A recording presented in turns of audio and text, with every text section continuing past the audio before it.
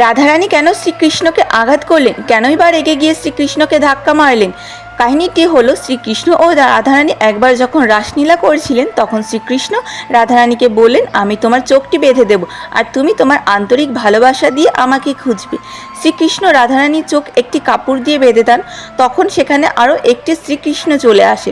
আসলে এতক্ষণ ধরে রাধার সঙ্গে যে ছিল সে আর কেউ নয়, তিনি হলেন একজন অসুর, যে শ্রীকৃষ্ণের রূপ ধরে রাধারানীর কাছে যেতে চেয়েছিল।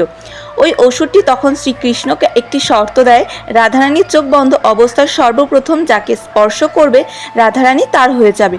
যার শ্বাস প্রশ্বাসে রাধা মিশে আছে সে এই শর্তে কি করে হারতে পারে? আর রাধারানীর মনেও তো শ্রীকৃষ্ণের বাস, তাই শ্রীকৃষ্ণ ওই শর্তে রাজি হয়ে যায়।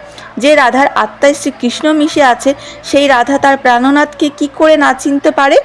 রাধারানী শ্রীকৃষ্ণকে চিনতে পারেন এবং একটি ময়ূরের পালক দিয়ে অসুরটিকে বধ করেন। যদি ভিডিওটি ভালো লাগে চ্যানেলটিকে সাবস্ক্রাইব করে কমেন্টে জয় শ্রী রাধাকৃষ্ণ লিখে যান।